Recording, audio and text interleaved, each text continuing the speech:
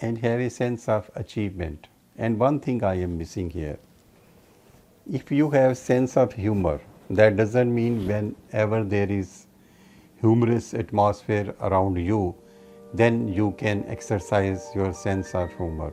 No. Sometimes the things are very serious and you use your sense of humor.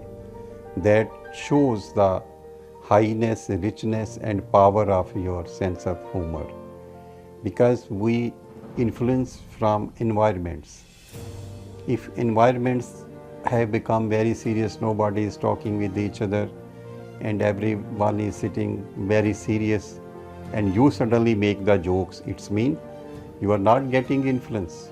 You have your own territory and you are using your thinking, your territory, your power, your energy. So I have seen many people that they make even other peoples who are gloomy, they make them happy even in very sad environments.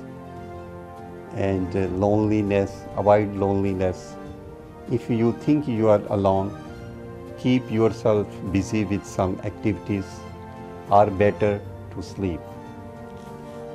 And think about or put some old scenes in your brain where you felt happiness, and then you can keep yourself more happy.